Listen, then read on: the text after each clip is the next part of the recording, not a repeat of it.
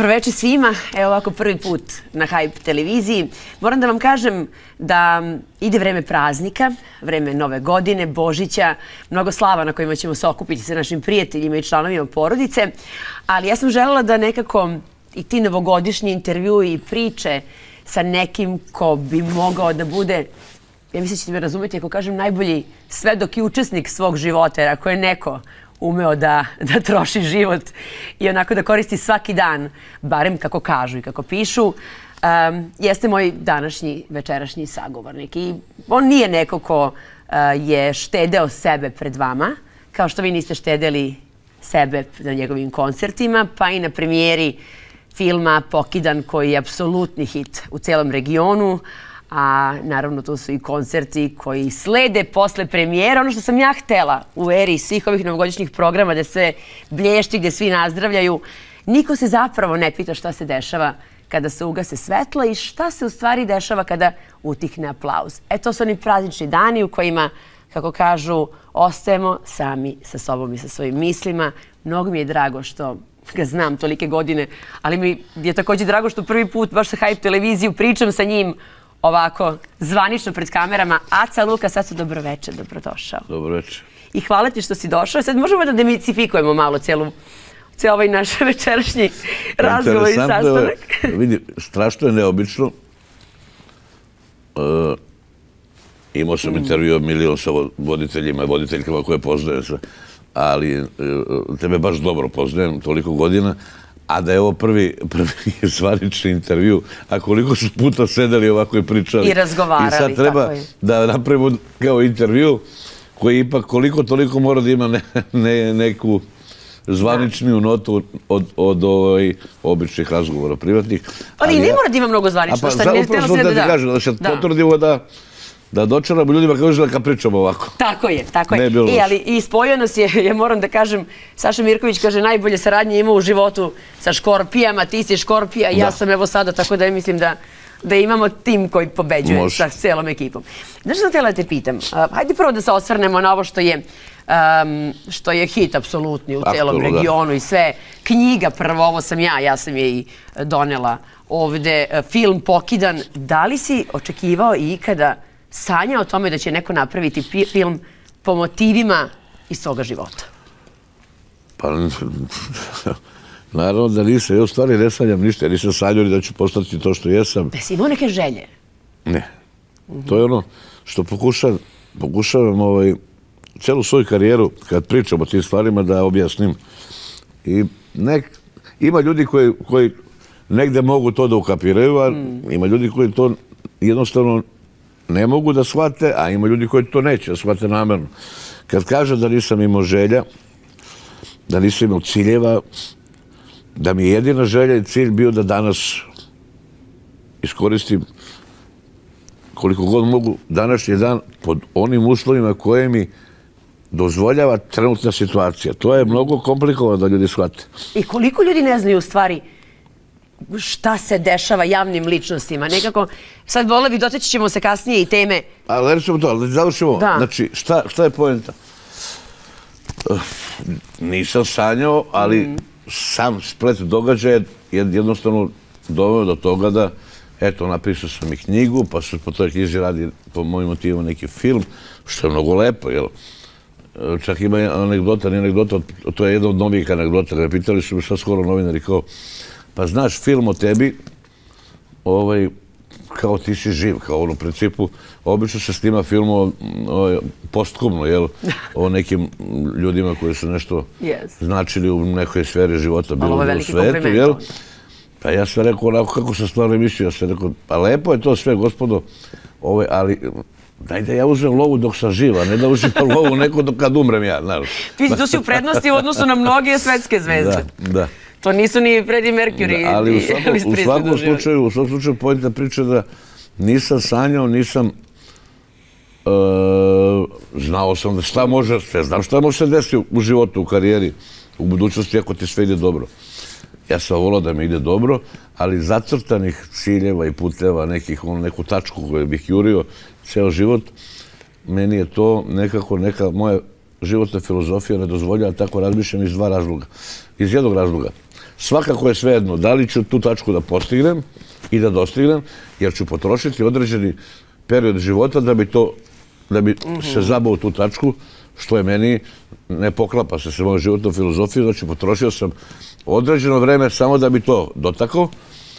To je jedna situacija. Druga situacija, možda neću dostići tu tačku, pa tek onda je propast. Znači, tačaka i nekih zacrtanih ciljeva nema. Idemo.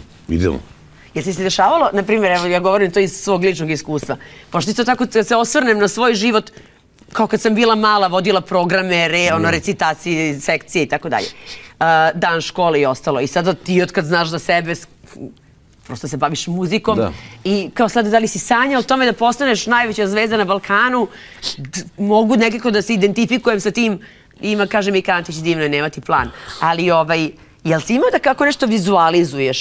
Da kao sigurno se neće desiti. Da se malo nasmeje malo. Prvo kad sam bio baš tako mali i pevao te priredbe, prvo sam morao da saznam šta je Balkan da bi znao da ću biti... Čekaj, si pevao priredbe, stvarno u školi? Pa jesam, kako nisam. I priredbe i onda, to kad sam bio klinac, onda su, negde sam otkrio, imao sam muzičku, pa su otkrili taj neki moj talent za muziku. I onda sam imao, pričao sam tu anegdotu više puta, bila je Palilulska olimpijada kulture, to se tako zvalo, ja sam bio 3., 4. razred. A imam Kevo koja je jedinaca, pa onda... Takođe. Neverovatna je stvar da sam, kako sam postao ovakav, a nisam uz sve ono što je ona sa mnom htjela da uradi, ja bi danas to bio neki tipor koji ima 50 kusur godina i živi sa Kevom i dalje. Znaš, idu uveče u šetnju, pošto je ona htjela da ja budem nekako taj neki... Kako bi ti objasnio? Ta Palilulska olimpijada kulture i moje takmičenje tamo je, mene je pratio dečko iz 8. razreda koji je svirao gitaru, imao je ono jako Teksas bez rukava, iscepane pantalone i tako, a ja sam imao štofane pantalone koje mi je sašila baba, belu košulju, šareni prsluk, one karirani i ovolike žute dugmiće i kosa mi onako zalizana. I ja sam plakao i pevao, jer nisam mi dalo ništa drugo da obuče. Ja sam izgledao katastrofa. Računajte na nas, Đorđe Balaševića. I osvojio sam drugo mesto. Bio sam ono kao svi, ali sam neizmjerno smešan bio, jer sam morao to da obučem ili Keva tako rekla. Dobro, to se tada nosilo, koje je to godine? godine? Pa gde se nosilo, to se nikad nije nosilo. To je negde one pantalone tog kauča. To je bila ono katastrofa. Onda sam se posle nekog određenog vremena odtrgla, znaš. Čekaj, to te je mama naterala da obučeš to? Ma da, nima naterala, nego me obukla, gotovo, kraj, to i ništa drugo. Pa ko te pita da li hoćeš? Pa da, ja sam vapio za farmericama, ti ne možeš shvatiti što, imao sam, dobro, ne tako, tako je bila. Ali koliko ti sada to vreme je drugačije i možda dragocenije od ovog gde je sve dostupno? Ne samo u odnosu na to... Pa ništa, sad ti ispričam, ovo anegdotu nisam pričao, znaš, prvi 500 kec u mom životu, to nikad zaboravim, bio sam negde... Zove mlađe, Levis 500 kec farmerke. Da, i to, pazi, to je bio, u moje vreme kad sam bio klinac, to je bio ko ima 500 kec, on je kec, on je glavni. Meni je Čale, pošto je Čale bio inženjer građanski i radio u jednoj firmi jako dobro ovdje kod nas i stalno išao neke seminare. I bio u Briselu, nikad zaboravio u nekom seminaru i došao i kupio mi 500 keca. Što se Keva protivila. Koji si razred bio tada? Pa 4., 5. Koji sam bio razred. I sada, sad ćeš čuti koje je to vreme bilo. Išli smo da čekamo štafetu. Aha. To je bio maj mesec i ja sam na Karaburmi živio i sada obukao sam to prvi dan te farmerke, naš, kakav peh mi se desio. I sada mi smo išli dole kod nas, u onaj Mirjevski bulevar, dole i tamo negde pred kraj Mirjevskog bulevara, tu je prolazio štafete i mi smo tu čekali štafetu sa školom. To je tamo negde ugao sa... Ugao prema Viškoj banji, kad se Viškoj banji, da. Tu se nalazi i dan danas ona garaža za autobuse gradskog saobraćajnog, i tu ima puno onih autobusa, a čak je bilo u celom Mirjevskom bulevaru onih starih autobusa koji su tu ostali više nisu ni za vožnju, neki su bili otvoreni i mi smo se posle kao naš klinci posle te vraćanja te štafeta, već je bio maj mesec, bilo jako toplo, 25. maj skoro tu bio, jel? I mi smo onako trčali, bio jedan autobus, onaj dupli, da li je bila 16 ili 23, jel? Ali stari autobus, i otvorena vrata i naravno mi, ja sam kao glavni, ušao sam u autobus i seo sam za volan kao šofer, znaš, da se zezam I onda sam izašao napolje i drugo me pita šta ti je to, a ja onako na farmerkama 2 crne štrafte, volan se istopio, znaš, od one vrućine i ja sam naslonio noge i mogu se da bacim farmericu odmah. Znaš koliko sam bio nesrećan? Si plakao? Pa nisam, pa ne znam sam. Čekaj, šta ti mama rekla i tata, šta ste rekli kad si došao kući? Pa šta možda mi kažu? Tata, šta ima tata, baš briga, mama je ono... Čekaj, su te mazili i pazili kao jedinca? Pa, mislim, ja sam ono dete, ona jedinica koja nikada nije dobila pod Nisu turbo. me mazili i pazili, ali su... Nisam bio ni razmažen, nisam ni imao sve šta sam hteo. Mogao sam, ali nisam iz nekih razloga. Možda je to i dobro i verovatno jeste dobro, jer sam se za mnoge stvari izborio sam. Od nekih ranih svojih godina nije bilo ono, hoću ovo, evo ti ovo. Jednostavno, ne zašto nisu imali, nego tako, eto. Nije, postojalo je nešto kako se vaspitavaju deca? Postojale su neki kriterijumi i neke norme? Ja pričam, krenuo smo u priču o detinjstvu, ali imao sam, kad se setim te Karaburme, kad sam ja bio klinac, dobro, drugo je vreme bilo, nije bilo ni ovoliko ni kriminala, ni ničega, mi smo sasvim opuštenije živeli. Ali sam morao, recimo, izađem napolje, pa moram da sad treba da zviknem kevo, mama, tata, tu sam, znaš, ono, i da se vratim na fudbal ili već šta smo radili, nismo ništa drugo da radili, da smo igrali fudbal, šta. Ali smo uveče mogli da šetamo, uvek pamtim, tu imaju u knjizi, ona 2 pozornika koji su se šetali po krajevima, oni su bili bog i batina i ljudi su onako bili opušteniji, nije bilo ono prvi put kad sam došao, ne idem često ja na Karaburmu, dođe i Keva ko meni to, i kad sam prvi put pre ne znam koliko godina došao i video rešetke na vratima na ulazu zgrade gde sam odrastao, nekako bi me uhvatila jeza neka, znaš. Prvi put, znači, na svim su one rešetke, znaš, ona ulazna vrata sa interfonom. Znači, frka je više, nije više ono bezbedno vreme u koje smo živjeli. Ovdje je bilo sve otvoreno, sve je bilo ono, nikakvih problema nije bilo, tako da, dobro, tako je vreme. I bili su te komšijski odnosi drugačiji se. Sećaš praznika kad si bio klinac? Novih godina. Sećam se, pa kako, pa vidi, prvo se sećam praznika, najviše smo volili praznika, smo išli u školu, da, jer tad je bilo onako, ne, a i bilo je lepo, da bilo, i stalno smo išli negde, jel, kod babe, dede tamo u Leskovac, meni Keve iz Leskovca, pa smo tamo išli, i ne mu kažem na selo, ali ajde, svi smo negde ono, išli, i tako je. Sećam se jednog leta, koliko je to bilo lepo, sećam se jednog leta da mi, ne znam iz kog razloga, moji roditelji, jedan veliki deo leta nisu nigde, otac je radio, nismo nigde išli. I sećam se celog jula koji sam ja proveo u Beogradu i sećam se samo jednog druga mog iz osnovne škole koji isto nije išao nigde. I mi smo se po ceo dan, celo ono leto, nešto su bile velike vrućine, nije više ni klima kao što je sad. I mi smo, a ono prazno, nema žive duše na Karaburmi i nas dvojica smo išli i lutali po ceo dan po Karaburmi, išli tamo na Dunav dole,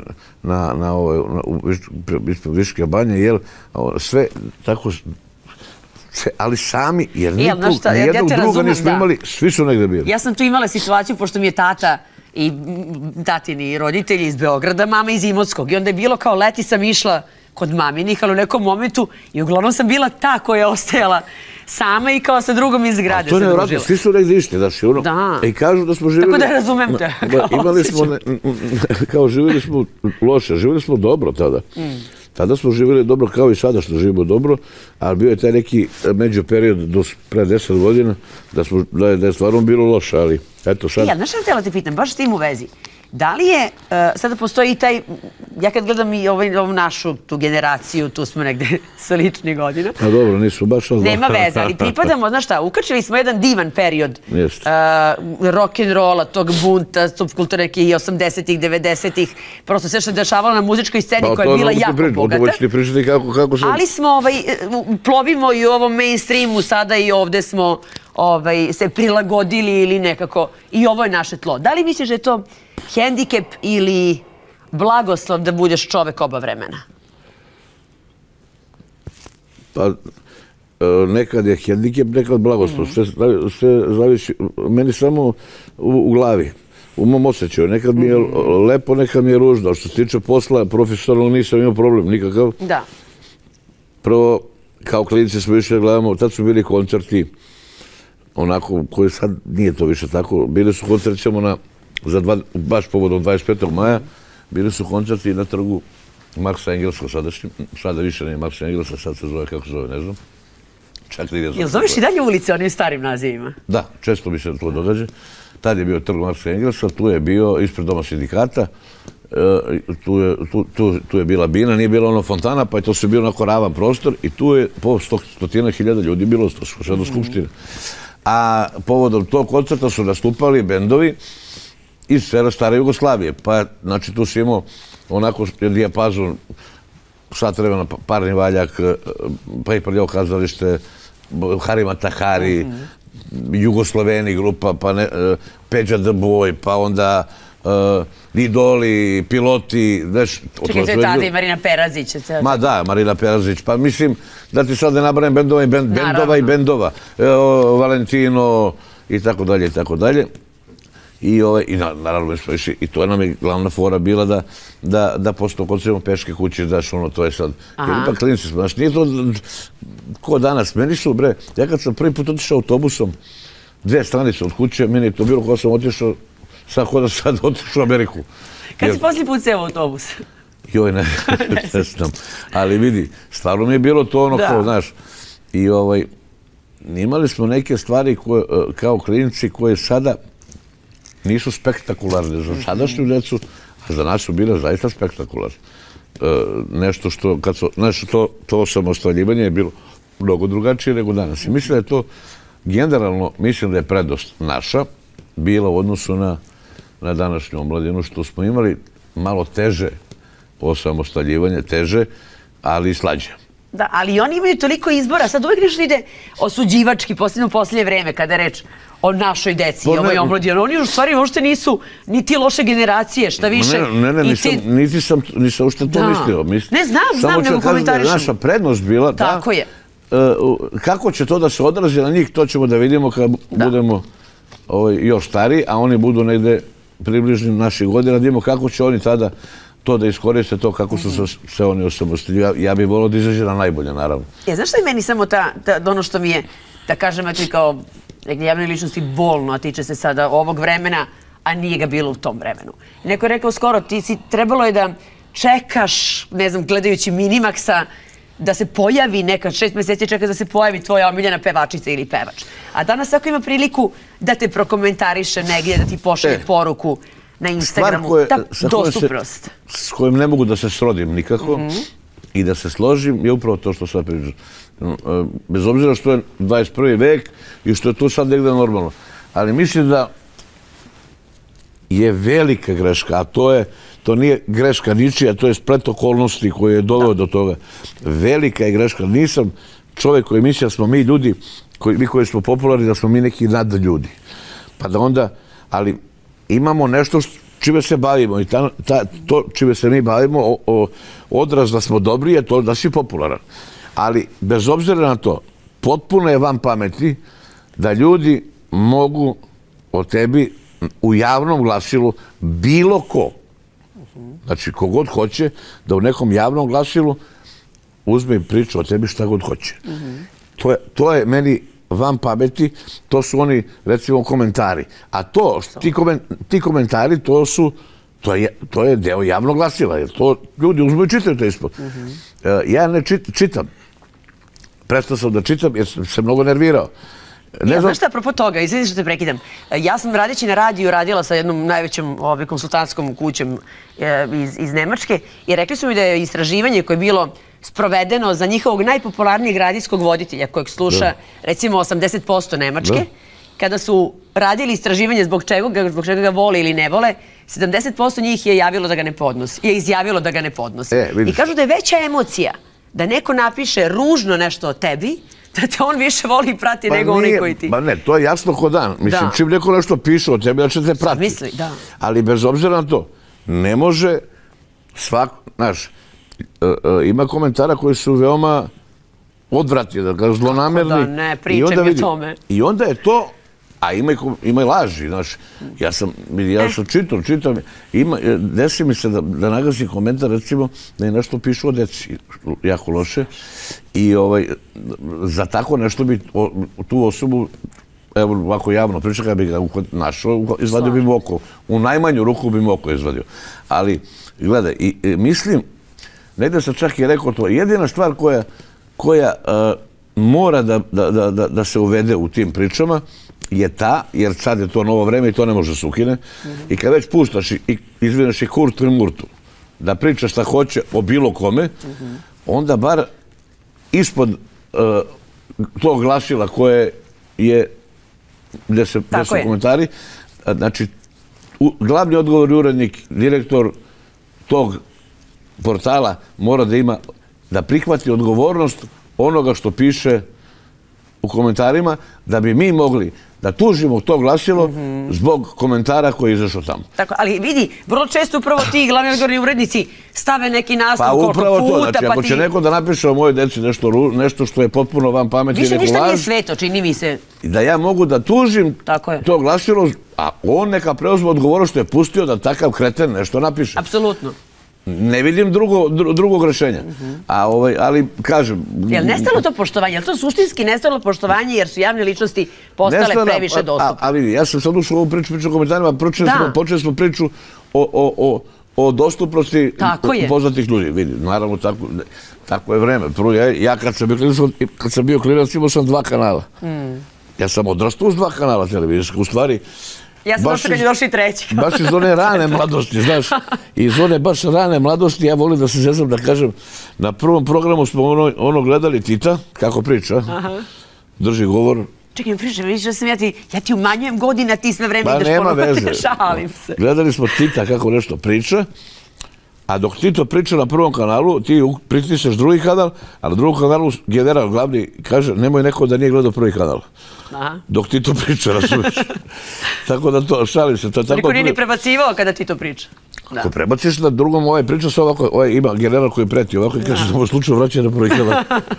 I u svakom slučaju, tako smo odrasli, ovdje je došao 3. kanal. Vidi, to je taka revolucija bila kod nas, kad je došao 3. kanal, smo svi gledali 3. kanal zato što ima 3. kanal. Ali je bilo drugačije. Onda sam ja te neke zvezde koje sam ponekad u nekim emisijama vidio na tom prvom kanalu, mislim, kad ih vidim na televiziji, ja sam a kad i ne slučajno negde se desi da sretneš takvu ličnost uživo, pa ja sam pričao posle drugarima, ne znam koga sam sad vidio, nekog poznatog, ne nešto specijalno, poznatog neku televizijsko lice. Ja sam pričao 10 dana u školi samo o tome, ispalo je kao da sam ja glavni, jer sam ga ja vidio. Da. Ga poznajem. To je tako. Danas je drugačije vreme i ne kaže da je to loše.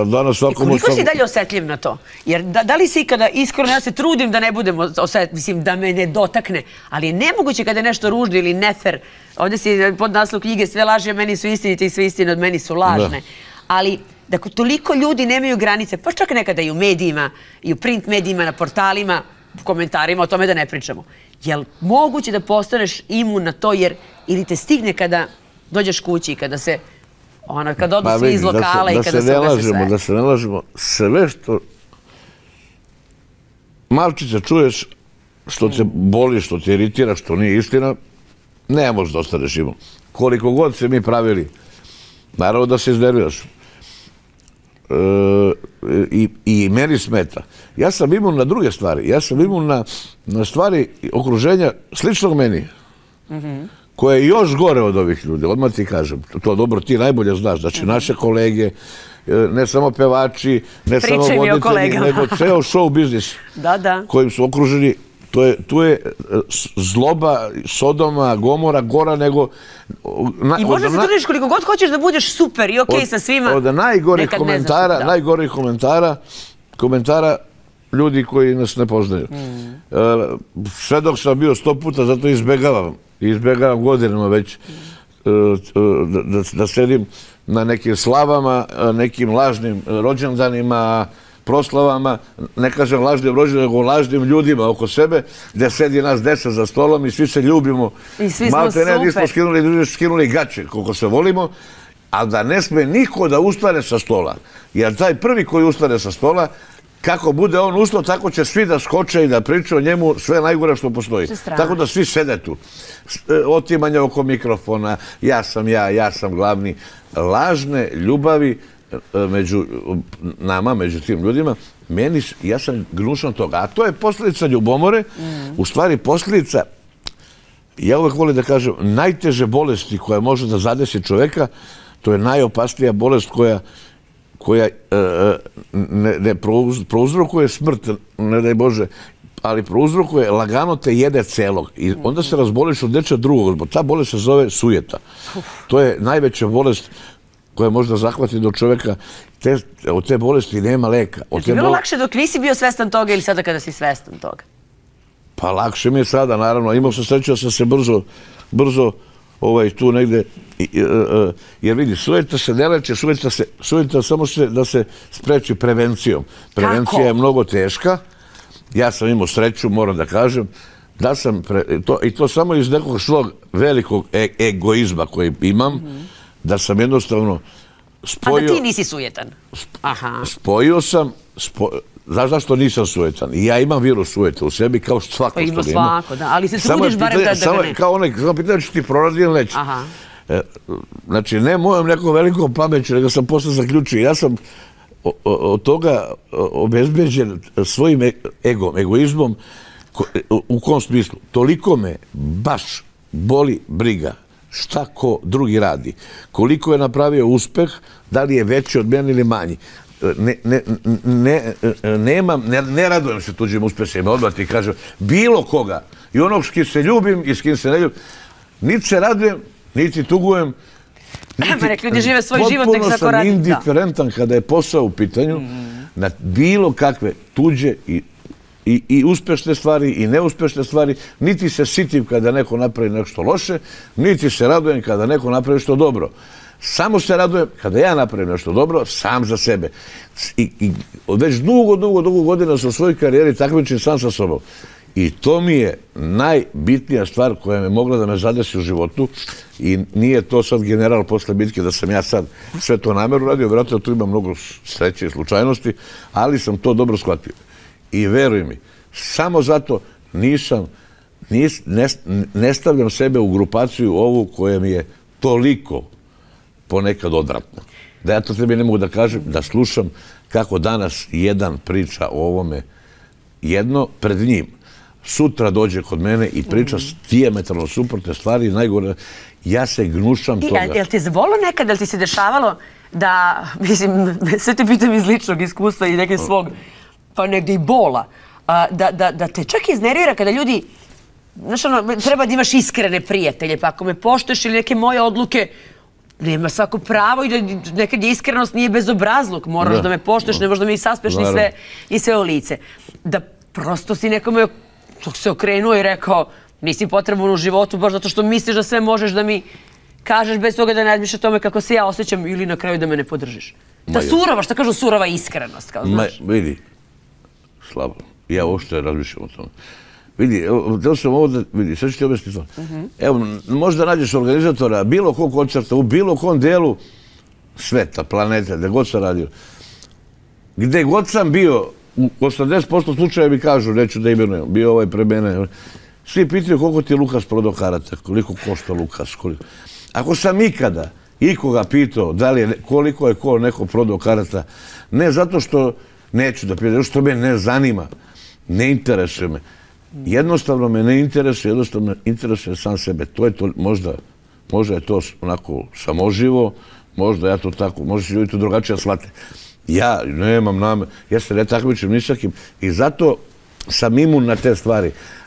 Ali mi smetaju jako te stvari kad ih vidim ovako sa strane. Zato izbegavam, već godinama izbegavam da uopšte se krećem. Ti znaš s kim se ja družim i znamo se i privatno.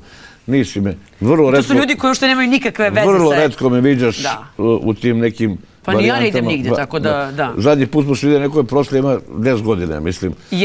Nekih novina, jel? Tako je. Tu sam svratio, sam htio da ispoštujem ih, ali sam vrlo brzo otišao, kao što znaš, jer ne mogu jednostavno da podnesem tu laž koja je meni na kraju krajeva potpuno nepotrebna. Zvučiš mi kao neki muzički, u stvari life coach među muzičarima. To ono, zavoli sebe i gledaj svoj svet i onda ćeš tako biti najbolji svima drugim. Ako nekom ružno zvuči to što kaže, da samo sebe gledam i da najviše sebe volim. Ali daj Bože da svako gleda sebe najviše i da sebe voli. Onda bi to bio veliki problem. Onda bi svi bili srećni i ne bi bilo hejtera. A to je prosto pa nemoguće. Aha, ali sad su dobri hejteri nekada. Samo kada ne pređe u taj neki, kako se sad zovu, taj cyberbullying i... Pa svi su hejteri. Ima previše hejta. Svi su. To znači da ne vole sebe u stvari. Ja mogu da prokomentarišem. Uvijek mogu da prokomentarišem nešto. Da. Ovako. Što je normalno da imaš stav o svemu, nije to hejt. Mada to izbjegam, jer onda upravo shvata kao hejtera. Ali još ti kada bi ostalo. Nemam zlobe ni prema kome. Stvarno je nemam. A to ne zato što sad uče kakav si ja dobar čovjek. Sad ću ti reći, nemam zlo u poslu. Nemam zlobe ni prema kome. Ali, nemam ni ljubavi ni prema kome. Ali, znaš šta, imaš tu dušu koju ja sam vidjela u Sarajevu kada je bila premijera filma i kada i posle koncerta. Mi smo otišli da proslavimo svi u jednom tavernici u kojoj je bilo možda 30-ak ljudi, gdje si ti pevao po jednom sat i po vremena. Sigurno sa bendom koji se tu zatekao, a onda si, moram malo da ispričam i gledalcima, onda si uzeo, svirao klavijature dok je pevač pevao. Tako da ti u stvari zaista nemaš taj problem i da se proveseliš i da... Ovdje pitam nešto, a znaš zašto je sve to bilo? Zašto? Zašto je meni bilo lepo. Tebi je bilo lepo, tako je. Pa ja sam, vidi, da sam osjetio tog trenutka da treba da uzmem, da poslužim ljudima... A i nije te niko terao nikad. Niko me ništa nije pio, sam sam rekao daj mikrofon. Da sam osjetio da treba da uzmem, da stavi krpu oko ruke, preko ruke i da poslužim ljudima piće, ja bi ga poslužio. Ili, na primjer, da uzmeš da čupaš obrve, on je za... Ne da bi neko rekao kako vidi ovaj Lukas, kakav je normalan primjer, nego zato što sam tako hteo, osjetio sam tako. Niti sam to uradio da bi izmamio aplauze od 30 ljudi, jer sam upravo došao sa mjesta da sam dobio aplauz od 10.000 ljudi. Znači, vam pameti, znači, sve što radi zbog sebe, nemoj da me niko shvati pogrešno. Ti ljudi su osjetili tu dušu i bilo im je super, to večer, meni je drago. Tako je. Ali verujte, da bi neko došao, meni dođu tako i kažu, ajde, ja se ne osjećam da želim, ja ne, izvini, ne mogu. Naravno, pa bolje da tako kažeš nego da radiš nešto na silu. Pa kaže, vidi. Ne postoji fora. I čekaj, sada kad pričali o tim hejterima, ali ipak mnogo više ljudi koji te vole. Ja mislim da su ovi manji ali glasniji. Ne tebe, nego generalno. Da su manji ali bučniji. Pa i kada pričamo o tim nekim dobrim i lošim vestima, pričali smo o tom doticanju naslova, onog tih komentara i ostalog. Radio stanica je također jednak bila ukinuta posle 3 mjeseca koja je emitovala samo lepe vesti. Mislim se izvala tako, nije kod nas u Evropi. Radio stanica dobrih vesti i posle 3 mjeseca je ukinuta jer niko nije želeo da ih sluša. Sad ljudi vole negde, pročitaju možda i da bi vidjeli da je nečija možda muka veća nego njihova. Možda neko i voli da čita, da je, mislim, prosto, da su najčitanije, nažalost, one loše stranice i teške stranice. Pitanje koliko je to loše. Pitanje koliko je to loše što oni pišu. Sve zavisi šta je za koga loše. Ali šta se dešava, znaš šta hoću da znam, šta se dešava kada, jednu seriju sam gledala, sad ovo malo počeo neki kao podcast, ali gledala sam jednu seriju, Innocent se zove, i jedna devojka koja se bavila nekim tako tim plesom, provokativnim. Jedan deo sam baš snimila gde ona kaže i sve je u redu dok aplauz traje. Ali šta se dešava u čoveku kada aplauz utihne, kada se skine šminka, kada se skine kostim, kada se ostave novine? Svako, sad ću ti reći jednu stvar, svako ove shvati. Svako ko, kad se aplauz završi, siđe sa bine, skine i šminku ili ne znam šta već radi i ako sad tada sebe pita, a šta sad da radim, on onda ni na bini nije zaslužio aplauz. Kako će ko da me shvati rezno, sad ću ti reći jednu stvar. Ja sam se rodio za aplauze. Ja tražim aplauze i van bine. Nisam opterećen time, ali sam negde takav. Ja sam kao klinac igrao fudbal u školi, bio sam među najboljima, hteo sam aplauze. Imao sam priredbe, hteo sam aplauze. U školi sam gledao da u svemu ono što sam dobar, da imam aplauze. Sad pričam ovdje, hoću da imam aplauze, pričam, jer nisam glup. Kockao sam i kockam, igram rulet, ne zbog, recimo u kazinu, više zbog aplauza nego zbog para. Da ljudi gledaju kako ja igram, koliko igram jako. Negde, ko tako ne razmišlji, a u show biznisu je, taj ni na bini sa aplauzima nije isti. Ako mi neko kaže, znaš, kad siđe iz bine, ja imam mir, mene ne treba ni... Ja živim 24 sata za aplauze. Da se razumemo. Ko to shvati, shvatio je. Ko ne shvati, reće da nisam normalan, reće da sam budala, ali baš me briga. Reće da sam iskompleksiran, reće da sam bolestan. Ne. Ja sam čovjek koji je shvatio da je rođen za aplauze. Ne da sam najbolji na svetu, nego ja želim da izmamim u svemu što radim aplauz. Na neki način. Ne aplauz da mi sad ovako aplaudira, ali kad kažem aplauz u prenosu značenju. Znači, hoću da se istaknem. Takav mi je život. Tačka. I onda mi nije dosadno. Ni kad siđe sa bine, niti bilo šta. Jednostavno, znaš, ja nikad neću biti sit ničeg u životu. To znači da bi onda trebalo da nosiš neku masku na bini i da to onda nisi ti, ako nisi isti? Ne treba ti masku, sami će ljudi da vide da imaš masku. Sutra. Mene svi znaju da sam isti. Svugdje. Možda na bini, i to priznajem, možda djelujem malo onako, možda malo prepotentnije, negdje što rekao stava, ali stvarno ne mislim tako. Ali onda jedino tu negdje ljudi kad me vide... Zašto misliš da deluješ nekad prepotentnije? Pa možda iz neko, zašto sam tu toliko jak, pa onda nekad ljudi... Da, bog čega, ne mislim da delujem prepotentnije, nego mnogi ljudi koji su mi bili u publici, pa sam ih igrao slučaja, su nekih dana budućih upoznao privatno, su se tresli prvi put kad su stali pred mene, jer su se plašili. Kao, ja, znaš kako deluješ na bini, pa ti nisi ušte takav. Pa dobro, jedino to, možda malo neki gard imam, koji je onako kao, ali onda nije, vide da nisam. Sve ostalo isto. Ja ne mogu da budem drugačiji. Ne mogu da budem dobar, ne mogu tim ljudima da budem to što ja sam na bini, ako se ja foliram. Jer, mislim, ne možeš ti da budeš bolje nego što si u prirodi. To je kraj nego što si dole, kad te niko ne zna. Ja što jedino, kad su ovakvi razgovori, ja uopšte ne znam ni koliko je vremena prošlo, ni koliko dugo pričamo. Ali mi mnogo, mislim, drago mi je što baš onako, ali uvijek ti pričaš iz srca, nikada ti nisi bio neko. Pa nešto, ja imam dve vrste intervjua koje radim. Jedna vrsta, ova češća, je tad kao taljam intervju kad nema s kim da pričam. A ova druga vrsta je kad pričam kao što pričam sa tobom i sa još nekoliko voditelja, voditeljki, gde ja mogu da pričam da se opustim, zato što imam, jer vidi, ja nemam utisak sad da pričam ljudima, da slušaju ljudi, ja pričam s tobom. Apsolutno isto, da. I ja sam sa tobom mogu da imam tu komunikaciju. Potpuno sam zaboravio da snimamo. Da, ja sam zaboravila i kad smo krenuli i kad smo stali. Ako ja znam da snimamo, i to mi je u glavi da me svi slušaju, onda mi ti nisi adekvatan sagovornik i onda to i nije. Da, po čemu ja znam, čim sednem ovako, znaš, kao kod kuće i zaboravim novu haljinu i zaboravim na sve ovo, onda se, znaš, ja bih se sada zavala ovako u fotelju. Pa da bi treba napraviti da mislim učio u trenerke, znaš, trenerke, ono kao što kuće i onda ono. Stvari, možemo jednom nedeljno ovako da pričamo, samo da kao ali da li postoji sada ta razlika između pa i voditelja, sad kad kažu voditelja, novinara, danas, svako je uvijek imao priliku da se pokaže i kao ja sam kao klinka 17 godina negde odabrana na nekoj audiciji, pa je to sve išlo jedno za drugi. Ali da li vidiš ti prosto razliku gde neko želi da uči, da poštuje nečiju profesiju, da poštuje nečiji staž i prosto kada već dobije tih svojih 5 minuta, 10 na televiziji? Ja samo mogu ti gledati da vidim puno, pogotovo posljednjih godina, puno,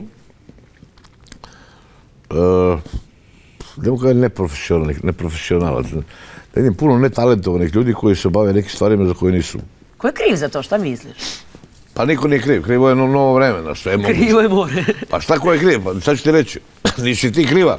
Kad si radila, nešto si radila, sad neću da pominjem ništa, nešto si radila, odakle izašla plejada nečega što mi ne znamo šta je. Da se razumemo, nemam ništa protiv reality programa, apsolutno danas je tako vreme, svako može da gleda, da ne gleda šta hoće i tako dalje. Ali složit se sa mnom da su izlaze odatle ljudi koji nemaju neko zanimanje. Meni reality igrač to ne postoji. Naravno. Čekaj, ali okej da neko dobije priliku ukoliko neko osjeti da neko ima šlifa. Da se razumemo stvari. Izašli su tu retki primjerci koji su nešto i uradili. I negdje su nastavili. Ali dobro, imaju šansu da se negdje, oni imaju šansu da se negdje, mislim, ti to najbolje znaš, pričala si sa svima njima, i imaju šansu da negdje nešto urade, neko je uradio, neko nije. Uglavnom nije, ali je probao. Pa znaš koliko je samo u prvih godina izlazilo iz tih reality, oni koji, pošto im je to prvi dan da pevaju. Svi da pevaju, da. Pa su svi negdje imali svoje pesme, pa su vidjeli da od toga nema ništa. Molim te mene da kada ja budem, a snimat ću za jedan vlog, a sam i napisala sama, mada jednom sam te srela i rekla sam ti, imam mnogo tešku pesmu, ti je rekao, dobro, okej, ali stvarno je lepa i teška, ali sa ciljem da neko bude, da se bavi neko pevanjem, da. I onda je to tako, sve to se događa, to je sad, vidi, a to nije samo kod nas, to u celom svetu. Mene jednom, ja to ni ne gledam, ja im Instagram, sin kad bi došao iz Nemačke da živi ovdje iz drugog braka Andrej, on se time bavi, sve to im to gleda. I jedan dan kaže, čale bre, kaže, tebe prati bre, kaže, neka Crkinja, kaže, vi kakve ima, kaže, ne znam, 5 miliona i 600 pratioca. Ko je ta? Nemam pojma. I još mi piše mi neki od engleskog, mi niste to prvo da mi niste gledali. Elem, posle sam ja to, sad on, ja rekao, pa vidiš tako je to, ne znam, ja to vidim 5,6, ja ne znam, ništa, ja stvarno nisam razumio. To je neka njihova, iz nekog njihovog realitija neka koja je tamo bila ono. Dobro. I ona je meni pisala da bi ona volila se upozna sa mnom, da bi ona volila dođu u Beograd. Šta je? Nisam ja odgovorio. U svakom slučaju ću ti kažem da i kod njih ima tih tako to. Da. Ona je pratila šta sam ja ovdje, pa je ukapirala da ja nisam... Čekaj, ona je odakle iz? Amerikanka. Iz Amerike? Da, negdje s Floride. Čekaj, i nisi odgovorio nikada na poruku? Ne, nisam majke. Pa šta odgovorio? Pa znam, pa da. Šta? Dođi, dole da se telu. Šali se pa ko hoće da dođe. Pa dobro. Pusti je pesmu. Zanimljivo, da, vidiš. Pa mogu se je pozvati, čak je dobra riba. Pa zato ti pitam. Pa ne, mislim, nisam imao želju. U svakom slučaju, hoću samo da ti objasni kaka je da ima i tamo tih to. Ona je vjerojatno vidjela ko sam ja ovdje, znaš. Jako sam imao pratio sam mnogo manje nego ona, ali Amerika, Srbija, odakle, viš, oni svi to gledaju, ja to nemam pojma, što taj Instagram i te ludilo, to je sad postalo, to je već godinama, ali... Jeste, da li je to krivi društvene mreže, što neko sada meša popularnost sa prepoznatljivošću? Pa onda prosto negdje brže se paraju oblaci nosem nego što zapravo nešto zavrediš da možeš da podigneš bradu gore. Ja opet se ne merim ni u tome ništa. Ja radim jedan posao i radim neki drugi posao. Naravno. Ne samo kad je reč o realitima, generalno ta proizvodnja ista zvezda. Naš popularnost je veoma relativna stvar. Popularnost je jako relativna stvar. Ili prepoznatljivost u samom prvom redu. Ćemo da gledamo popularnost po tome ko ima pratioce na Instagramu, onda je masa tih naših reality igrača popularniji od mene, pošto ima više pratioca nego ja. Ko ti je zanimljiviji, reality igrači ili influenceri? Kako gledaš na influencere, kad smo već kod Instagrama? Pa vidi, to je sad jedna kategorija koju ja više poznajem, te reality igrače, znaš po čemu, zato što da se ne lažemo. I ja pogledam to šta imate, kako se zove, neću da pominjem, jer, znaš kako sad motamo kanale i koliko puta se zadržim i gledam, pogotovo kad si ti bilo mislio pogledaš šta pričaš, vidim razliku, ali tvojeg razgovora, pa onda odgovora i to. Često puta se gledaju, mnoge ljude tamo znam, jel?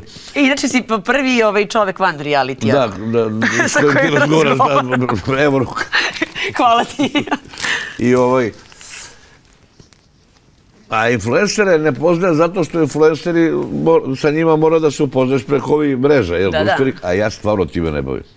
I onda zato ne znam mnoge njih privatno, tu imam jako dragih likova, pogotovo ovdje kod nas na Kajpu ima mnogo da ih ne pominjem. I svi su mi super. I divno rade svoj posao i divni su kolege. Svi su mi super, tako da eto, tako poznajem njih, a inače preko mreža ne, jer se ne bavim time. Tako da znam više ovih tih, ali mislim da će ovi influenceri ipak ozbiljniji, zato što se oni nečim bave što je veoma onako i produktivno, što je negde novo vreme, nešto što će biti jedno potpuno respektabilno zanimanje. Ja prvo vreme nisam razumela uopšte i bila sam čak negdje i povređena, kao čekaj sada... Ja mislim da će biti influencer, već sada je, a da će vrlo brzo biti jedna veoma respektabilna kategorija ljudi koji nešto rade. Već jeste, da. I pritom nije lako baviti se. Onda se kad sam krenula da, kao ajde da ja to što kaže editujem, da napravim taj svoj neki reels i to ja kažem čekaj bre, ovo je ozbiljan posao. Ja ne znam da li postoji škola za influencera, ali ko bude otvorio školu za influencera, napraviće dobar posao. Da, pa evo ideja, možda budemo i prvi, imamo dobru ekipu. Da, ali sad danas, pa čini se, uvijek je svako mogao da dobije šansu i mislim taj pojam i na globalnom nivou, pa su bili i te instant zvezde, prosto je bilo ih od vajkada, koliko je bilo i grupa, pa i kada je bila i bivša Jugoslavija, koje prosto imaš 1, 2, 3 hita, pa nažalost se nešto desi. Ali su te pesme, jel ti sredi da su duže ostajale ranije? Pa naravno da su, pa što je normalno da što je ovo više nije hiperprodukcija, ovo je nešto sasvim sad novo. Pogotovo novija muzikova koja ja ponavljam 100.000 puta u svakom intervju protiv koje zaista nema ništa, ali koji zaista nema umetničku, muzičku vrednost, kako imaju ove pesme koje se... Iz prostog razloga zato što se lako snimaju, zato što niko ništa tu ne svira, to je ono samo tak. Imaju one veliku neku vrednost, ali nemaju toliko umetničku koja može da ostane. Jer ove pesme koje ostaju, koje smo mi radili, pa i generacija pre nas još više, i generacija pre njih još više. Pa i kad su bili ono singlice, pa taj singl koji izađe je. To su pesme koje slušaju široke narodne mase, ali one ostaju zbog onih ljudi koji se i one razumeju to što slušaju. I oni te pesme održavaju. Ovdje ja ne mogu da zapamtim, a ja bi trebao da budem iz kategorije ljudi koji će nešto što mu se sviđa da pronosi kao jedan od onih koji će ostaviti da ta pesma koju sam negdje slušao bude i dalje ta neka pesma za sva vremena. Ja ne mogu da čujem od ovih pesama, što znaju i oni koji rade to ništa nije tajna, pesmu za sva vremena, jer ih snimaju na mjesec dana, jer i oni znaju da te pesme imaju taj neki rok trajanja i one su dobre. One su dobre, ali su takve kakve su. I nije to ništa strašno. Ja nemam ništa protiv toga. I ja ni podaštavam to što oni rade. Jednostavno je tako. Ja se odmah setim, pa evo recimo jedan od mojih omiljenih bendova iz perioda Novog talasa, Vije talas. Ove su volate ženske vokale. Da. Pa kao detektivska priča. Pa da. Neke grupe za kojih ne znam uopšte, ne znam mnogo pesama. Čak mislim su možda jedan album. Pa no, šeti se da ti kažem. Pa evo, šeti se, pa da ne ulazi sad u ono baš, da budemo ono ekstremo, u rock and roll neki tamo. Pa šeti se Denis, Marina Perlić i Soba 23, pa to je danas hit.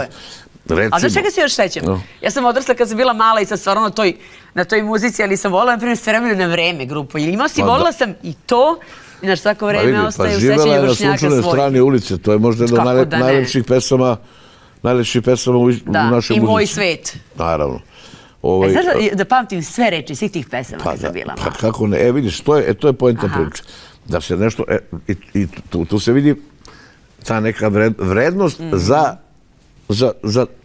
za budućnost, a posle i za istoriju.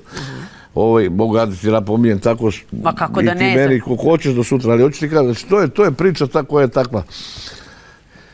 Znači, jednostavno, danas je tako vreme, ali ušte nešto ću ti kažem, što pričamo o tim društvenim mrežama, o toj dostupnosti.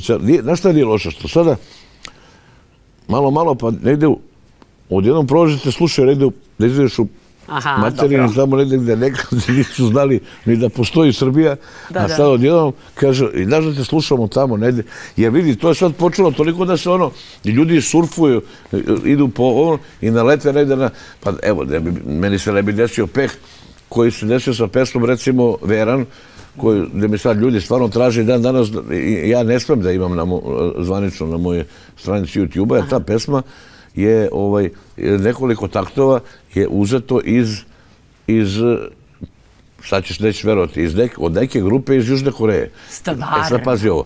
Ali ja sam tu pesmu kupio od Grka. Dobro. Meni su Grci prodali tu pesmu. Ja nemam pojma Jesi li znao tada da je neki... Ma kakva Južna Koreja, nema veze s mozgom, bre, šta ti slušaju? Jesi li je mnogo platio?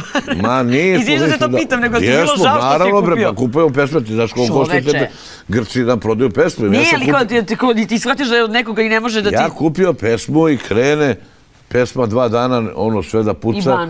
I odjednom ono, štrajk, ludilo mozga, ali aj sad što je to, nego slušaj ovo. Počnu mene, ja sam morao da ugasim Instagram, od 10, 15, 20, počnu da mi skaču po glavi. Iz celog sveta, i to sve sa nekim slikama crtanim, da mi se svega živog najebavaju. Znači, da ti ne priču šta je pišu na engleskom, to je katastrofa, pa malo pa iz Bosne neki naši pljuju, psuju. Zašto? Lopove, kradeš pesme. Kradeš pesme, da. I ja onda, naravno, počne frka i tu sa ljudima s kojima sam radio tada i vidi, taj bend iz Južne Koreje, on ima pesme sa od 2 do 5 milijardi pregleda.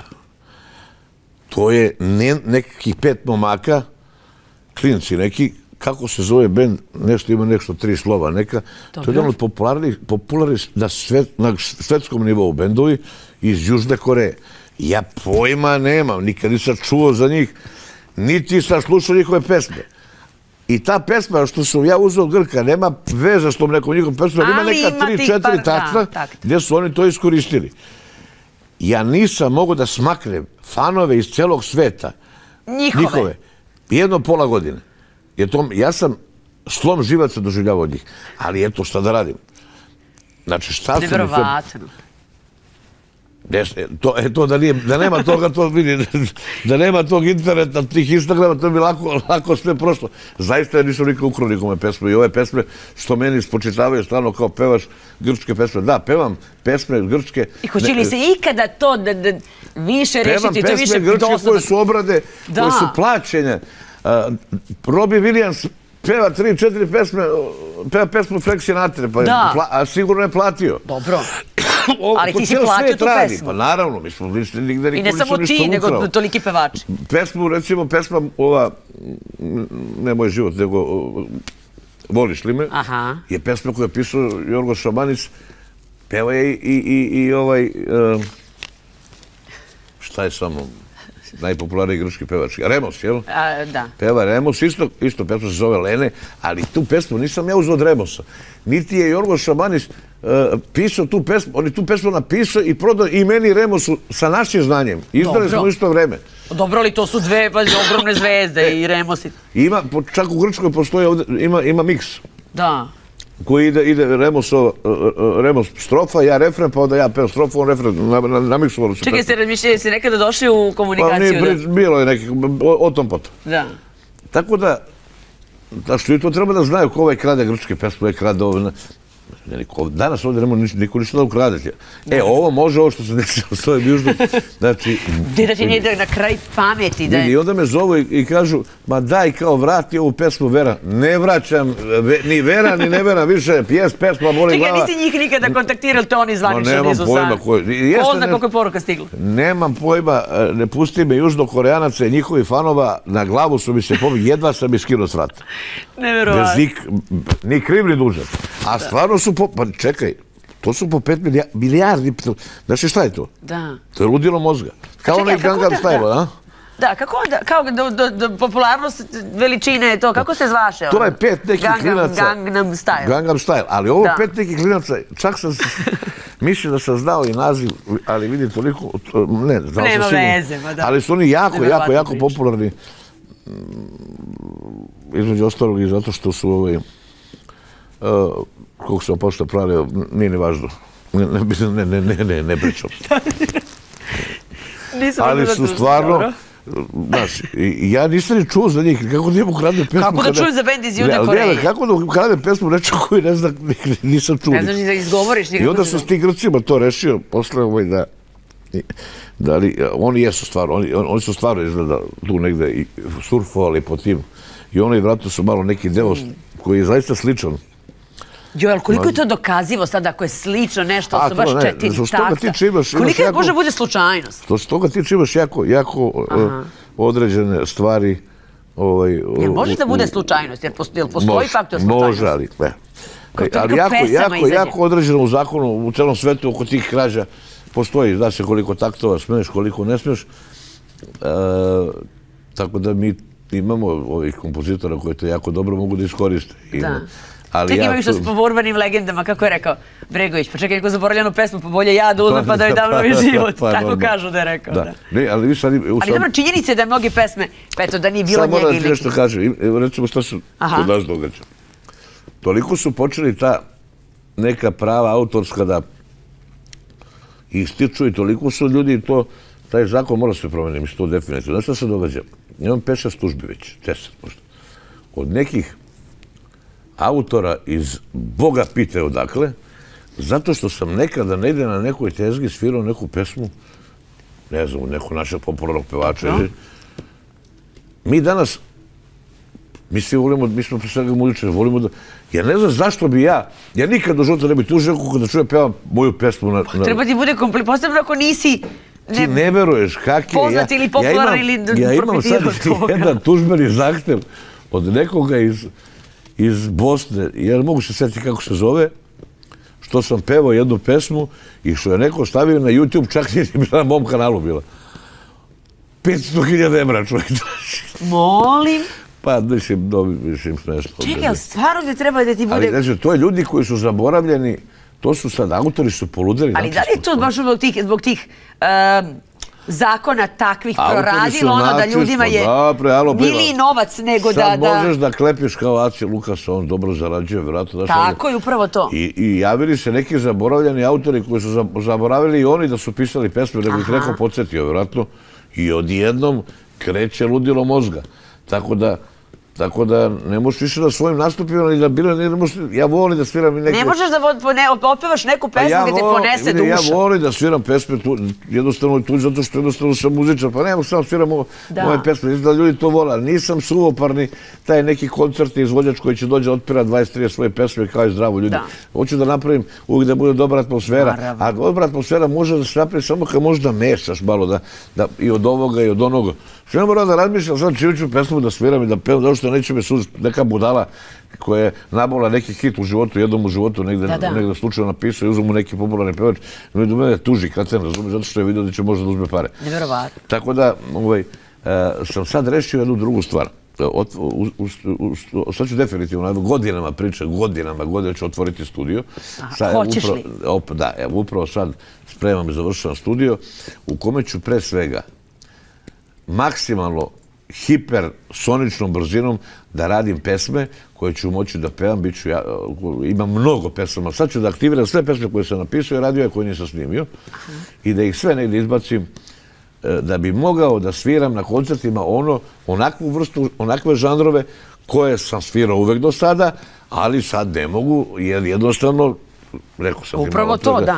Ali ću ja to brzopotezno, najbrže što mogu izbaciti toliko, pa ne mora da budu ni veliki hitovi. Ali vidi, na ovom albumu sada, koji je najaktualnijim, je najviše pesama, čini mi se, ispravim ako grešim, koje si napisao davno i pre mnogo godina. Sad ćemo da uradimo nešto još, onako imam strašnih ideja, jednostavno, da mi to mogu da pevam na svojim koncertima, da ne mogu da razmišljam sutra posle Arene ili Marakane koji će u sledeće godine. Ja to čekam, čuvam za kraj. Da će me tuži neki kreten, razumeš, zato što sam pevao neku pesmu koju on negde napisao i uzeo me neki popularni pevač. Sad odjednom oni kao veliki, kao oni zaboravaju. A što se to stavlja ispred umetnosti? Muzika i umetnost treba da se deli sa svima i da nema granice. Uzeo pare na tu pesmu, znaš oni čak i nisu stavili ni svoje... Da nisi ni bakšiš uzeo da to... Pa ne, nego ono YouTube i to.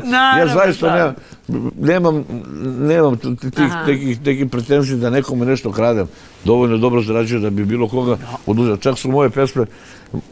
Čekaj, kad bi ti uzeo da zabranjaš drugima da pevaju tvoje pesme na našu? Mnoge moje duete koje sam snimio, evo ih na kanalima tih pevača i dalje, gde ja nemam apsolutno ništa od njih, pa nema veze.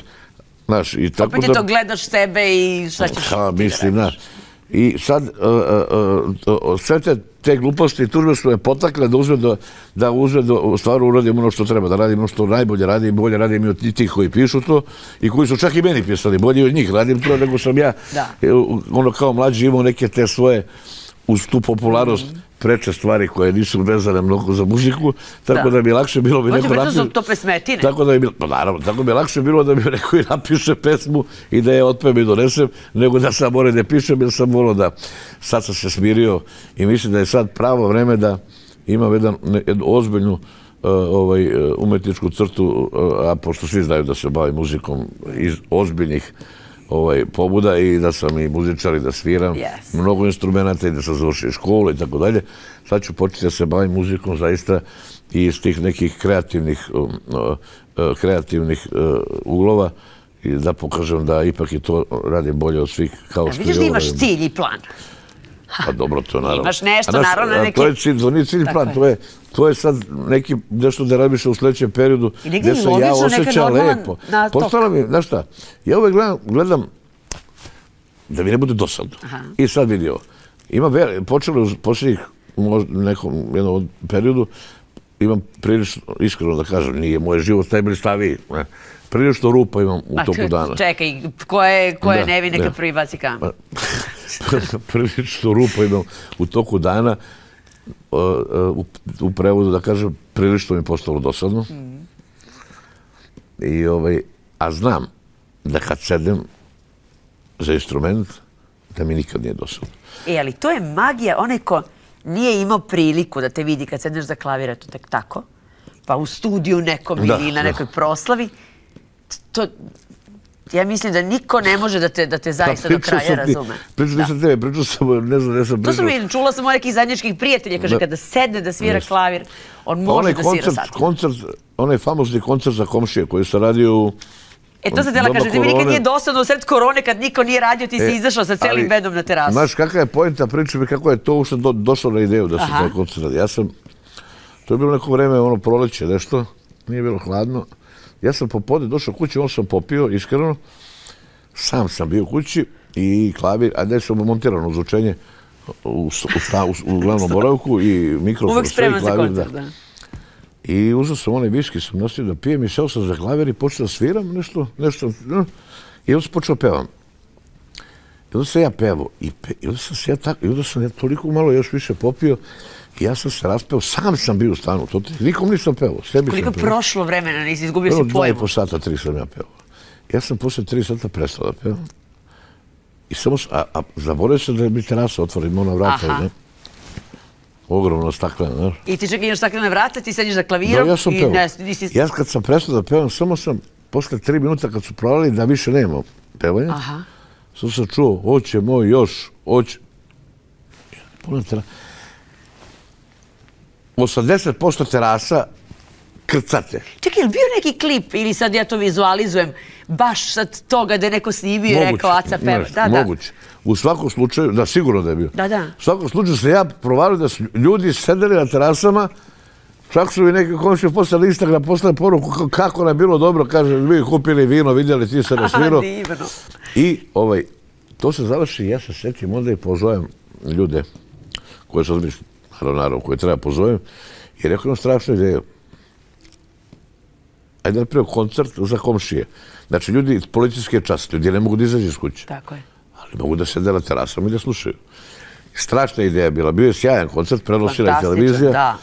I dobra je priča. Ali priča nastala iz ove priče.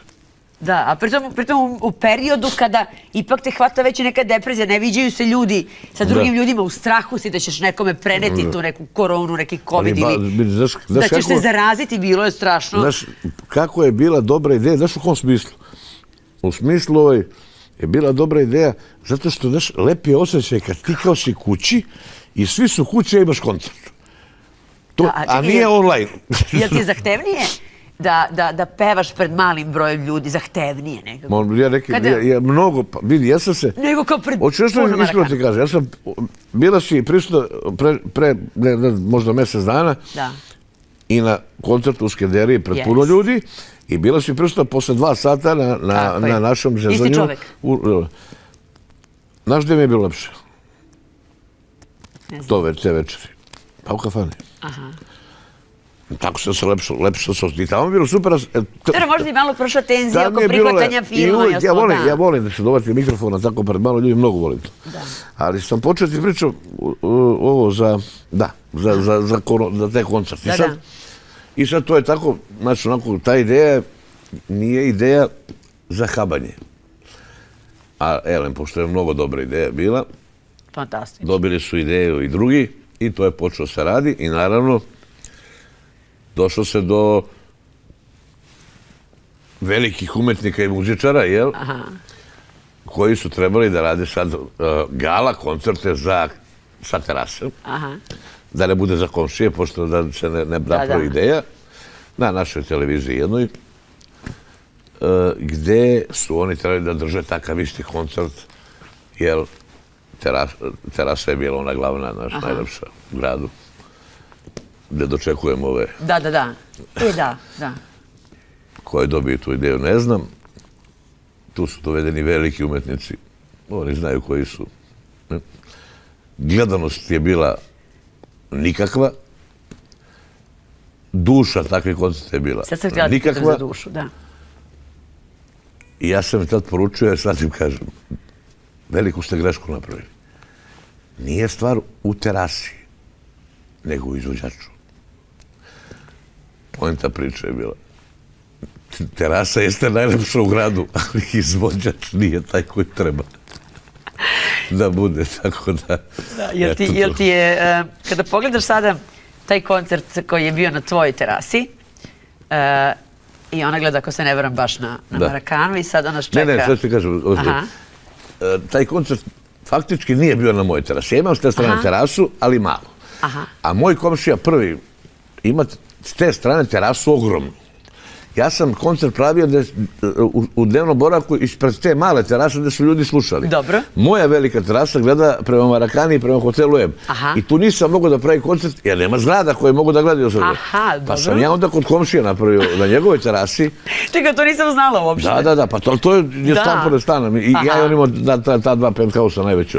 Divno, da. I onda ima ogromnu terasu i on. I tu smo napravili. A to ti je kod da je kod mene, mislim. Da. Čekaj, kada izađeš sada na terasu i kao čekate, nije ti prva Marakana, ja se sećam i prošle, i to je stvarno nešto što događaj koji se ne propušta. Sad lako je, imamo mi sad i arenu, imamo razna koncertna mesta, ali Marakana je Marakana. Od uvek bila i biće, čini mi se. Je li tako i u tvojoj... Marakana je meni pre svega iz drugih pobuda, kao što svi znaju za koga navijam, jel? Da. Ali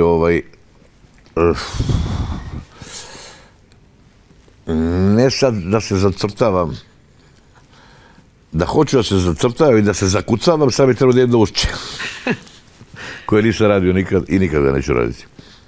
Zato što mi neko ušće nema tu mesta. A Marakanu radim zato što volim i zato što je lep osjećaj. I zato što mislim da ću sljedeće godine na Marakani napraviti najspektakularniji koncert u mom životu. A znam zašto. I znam šta ću da sviram, i znam kako ću da sviram. Velika je tajna, a bit će glaburozno iznenađenje. Ogromno za svu publiku kako će taj koncert izgleda. A to ne pričam bez veze i nije ono patka da je pustimo da bi ljudi se primili. A ne govoriš ti ništa bez veze. Nego će biti najspektakularnije nešto što sam ja, neću da kažem što su svi drugi radili, opet pričam jer se ne takmičim ni sa kim, a kad budem to uradio vidjet ćete da li je to nekad isto uradio, bit će nešto najspektakularnije što sam ja uradio u životu i mislim da će to biti jedan od sljedećih mojih koraka koje pravim u životu. Čekaj, je li pojenta stvarno da nadmašiš sebi, da svako treba kao živo da ide tako da zapravo se ne takmiči sa drugima, nego da zapravo, pa što je negdje i normalno i hrišćanski na kraju krajeva, da budeš kao bolji sebi, pa si onda kada si dobar sebi. Znaš koliko pevača i ljudi, zvučat će malo prepotentno, ali tako, koliko ljudi obsesivno u svojim karijerama želi da bude Aca Lukas. Mislim, to je jasno svima, jel? Dobro, to je negde s jedne strane u redu, znaš, ko ti si sad neki taj predvodnik nečega, jer si najbolji, jel? A znaš koliko bi još mnogo uspešnijih karijera bilo da nisi urila Acu Lukasa? Eto. Ja sam imao muzičke uzore uzore. U nekim stvarima, ali nisam hteo nikad da budem neko. Tako je. Jer ne mogu da budem neko. Ili nisi ti čak ni da se baviš time, niti želo se baviš time da nekoga imitiraš ili da... Ma ne da imitiraš, nego da hoćeš da budeš neko. U stvari, ti kad hoćeš da budeš neko, ti jednostavno tu osobu prvo ne voliš, nego je ne podnosiš i mrziš je. Kogod ti mislio da... Zato što hoćeš da budeš neko, a ne možeš da shvatiš da nikad ne možeš da budeš ovo. Jer se oslanjamo to na onu pesmu Bijelog dugmeta, šta bi dao da si na mom mjestu, da ti mrze, da ti se dira. Apsolutno. I to je samo, vidi, to nije sad neko moje, kao sad se pravi ja važan pa pričam, to je moja poruka i pouka svim mlađim generacijama. Ne samo kad se jure nekog drugog sad, jel? Nemojte to da radite. Jer to dolazi, to je već stvari psihologije, to prelazi u obsesiju. U obsesiju, a kad ti nešto pređe u obsesiju, to je kraj priče. Ti više nisi ti, ne možeš da budeš ti. Gubiš identitet, gubiš sve, a u muzici se to zove gubiš svoje obeležje muzičko. I ti više, ti možda budeš i popularan, možda te zadeši udarac neki da napraviš neki... Ali nisi zadovoljan, jer ti nisi ti. Ti možda... Jedna je stvar biti... Kad kažemo legenda, to zvuči možda pretenciozno, ali stvarno je tako. Jedna je stvar biti trenutno popularan, a jedna je stvar zakucati se u legende. Šta znači u legende? Zakucati se u nešto da ti više uopšte nije važno da li si sad popularan, trenutno da li spuniš, da li imaš turne, ali si ti, kad kažu tvoje ime, zna se ko si i šta si. Da li je potrebna hrabrost da bi bio u ovoj zemlji ima 3-4 ljudi za koje to mogu da kažu. Naravno, izvini. Siguran sam da sam ja jedan od njih i to nema priča. Da li je potrebna hrabrost? Šta je potrebno? Eto me nekada neke mlađe kolege pa pitaju. Moj savjet je uvek da ideš, da se ne bojiš greške, da eto u mom poslu, da nema pogrešnog pitanja, da nema situacija, volim situacije iz kojih se ne može izaći, kao nešto padne, nešto se sruši pa izlači. Šta je to... Kako da neko sačuva svoju unikatnost i sve svoje osobine i prosto da bude hrabar, da bude ime i prezime svoje da ga gradi? Ko se boji greške, taj ne treba da radi ništa. Jesmo se previše bili neustrašivi u životima i karijera? Koliko se ja grešaka napravio. Naravno. I dalje ih pravim. I pravit ću ih. Šta je tu sporno? Smo mi rođeni predodređeni da napravimo greške kao taj senior, to ne postoji. Ti smeta što, evo kad smo kod tih grešaka, što, na primjer, ti si neko koji je obrazovan muzički, koji je multiinstrumentalista, koji je kantautor, koji bukvalno imaš kompletan si umetnik. I sada neko stavi u prvi plan ili je interesantnije publici da čita o nečemu što bi moglo da bude neki deo tvog života ili da nije deo tvog života. A dobro, to je stvar, to je već stvar... Znaš, meni bude krivo kada neko ne zna da kao šta si radio u vremenu kada nije bilo društvenih mreža. To je već stvar interesant, koliko si kao ličnost interesantan. Ja iz te strane gledam, meni stvarno da, meni stvarno ne... Pa ja koliko puta kažem, dobro, oni me zove i pitaju me, znaš, nešto smo čuli, da ste čuli da sam imao sinoć koncert. Pa znaš, to nije toliko... Pa znam da vama to nije... Ali znaš zašto vam nije interesantno? Zato što to su vas slušali naše zvezde, naši pevači. Pa evo ti gledaj sad ovako. Ne znam koliko koncerata je bilo u areni poslednjih godina. Raznih pevača. Raznih pevača. Naša žuta štampa, takozvana estradna štampa, nije naučila da dođe, da gleda koncert. Vidi, pa evo ti prost primjer. Novinara ima na koncertu dok ne otpevaš prvu pesmu. Ako nađeš jednog novinara posle prve pesme da je ostao u hali, ovdje me preseci. I odmah da izveštavaju nekog pevača. I onda naravno šta je poenta priče? Ko ti je došao na koncert? Znači sad ja pevam, a bitno je onaj južni ulaz dole u areni i onaj crveni tepih. A to je bitnije, da. Da, to je bitnije. Ja sam to rešio tako što kod mene ne dolaze pevači na koncert. Jer ja pevačima rezali karte. Mene oni zovu, ja kažem slobodno na blagajni, oni imaju komplet da ne kupuju karte na blagajni, ja ne delim. Jer ja ne pevam pravim koncert za kolege, ja pravim koncert za publiku. I uopšte mi nije bitno ko će mi dođe na koncert i uopšte me ne zanima ko će mi dođe. A pogotovo me ne zanima mi dođe neko lažno na koncert. Da bi se slikao na crvenom tepihu. I čekajući da se desi nešto što nije dobro. Jer slabo i ko želi dobro. Znači, kao kad ljudi idu u cirkus da bi gledali onoga što hoda po žici da vidi da li će pasti. Skoro je bio jedan koncert ovde nekoliko dana čak za redom gdje su svi došli. Da bi se slikali, jer znaju da je to trenutno najpopularnija stvar. Jedan pevač iz regiona je bio, neću opominjem, i svi su išli da se slikaju. Ja sam nekada, kada je prvi put napravio, nisam bio protivnik, ja nemam nikako, možda dođe kogod hoće da peva ovde, ali iz nekih svojih stavova sam rekao da sam ja na njegovom mjestu, mi je bilo sramota da dođe to pevam, svi znamo o čemu se radi, kome. Jednostavno zato što sam nekam nešto pričao, jel? Što je potpuno vam pameti da sada promenim tu priču. Da. I rekao sam, svi Beograđani koji dođu na koncert, izaći će popišane glave s tog koncerta, i to i dan danas kažem. I svi mi kažu kako si u pravu. I svi su bili na koncertu. A kad god me sretnu, kažu, bravo majstore, u pravu si, dobro si. Ja sam bila pre 15 godina. Nije važno. Desetak. Ali... Ne, nije važno, ali ću ti kažem, to je moj stav. Zašto? Zato što je to... Evo, pa dobro, pričam. Ne, naravno ne, samo kažem, čisto ne bude... Negde je bilo... I ne ovo sada, nego prvi kad je bio Poslovnik, da. Pa ja sam tada bio tamo u Sarajevo koncertu, kad je to bilo ovde, pa su pitali, pa kako ti je... Ja sad vidite, jer više onda ceniš, ako već pričamo na taj način. Ljude koji su... Nisu došli nikad, naravno. Tako je. Ako su rekli, Oliver Dragović je tu Bog. Mislim, vidi, ja nemam stvarno, vidi, to sam rekao, znači, u svakom delu kugle zemaljske, čisto obraza vidim, zato što se nigde nisam deklarisao na neki način koji nije primjeren za mene i moje zanimanje, ali uvek kad su me pitali, bilo gde, a bio sam svugde, i svugde su me pitali, vrlo škakljiva pitanja, nisam bio od onih koji će da im podilaze, nego sam samo rekao, nemojte da me pitate pitanja gde vam se sigurno neće dopasti odgovor. Jer ja sam odavde odakle jesam. I ja ne mogu da mislim drugačije od toga. A da vama kažem da mislim drugačije, pa da se vratim u Srbiju, pa da pričam opet drugačije, ja to ne mogu da radim ni kući. Za najbanalnije stvari. Ne mogu da kažem nekom da volim da jedem punjene paprike, a da izađem napolje kad da ne volim da ih jedem. Ili da skidaš papriku i jedeš na meso. Bravo. Naravno. Znači, ja svugde pričam ono što mislim. I tu sam neprikosnoven.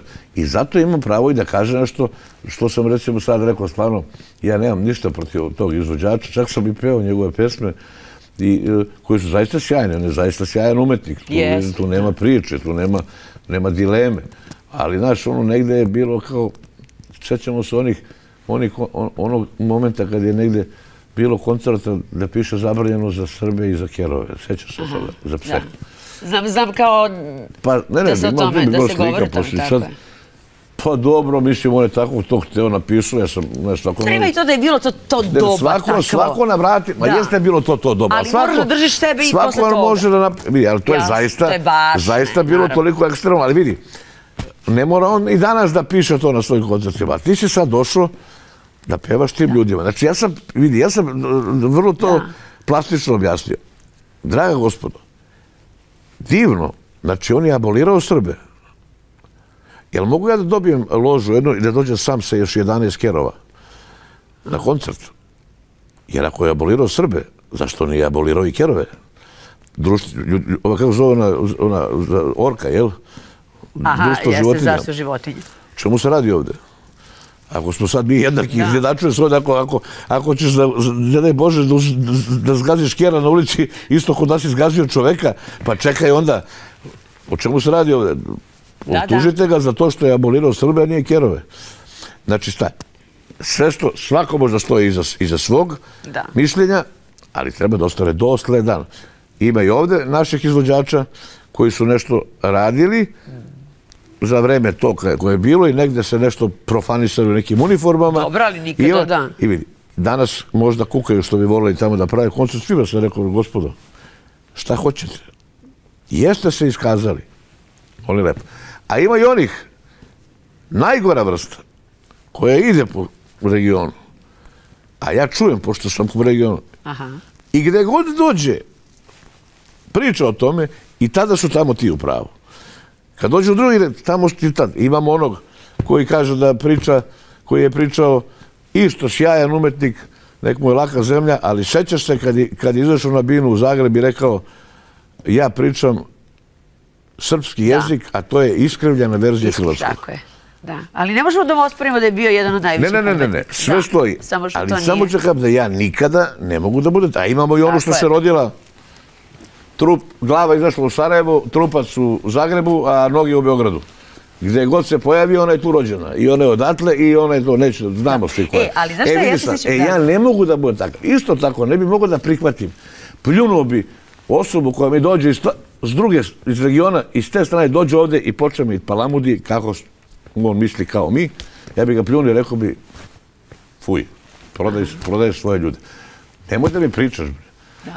Takav sam. Znaš da, ja se sjećam intervjua koji je dao vaš pokojni Oliver Dragović i vrlo sam cenila, čak sam ga slušala u Beču, njega i Džibonija, toga se sećam. Ja slušam. Ali zajednički koncert, jedan od poslednjih i mnogo mi je drago što sam tome mogla da prisustujem, ali je jedna kultna emisija i kultna novinarka i voditeljka radila intervju sa njim, imala je tu priliku i pitala ga je, sećam se, zbog čega ne dođe ipak u Beograd i zbog čega ne drži koncert. I on je toliko elegantno i lepo rekao, ali publika iz Srbije uvek može da dođe na moje nastupe. I uvek dolaze gde god da drži. I dođe, naravno.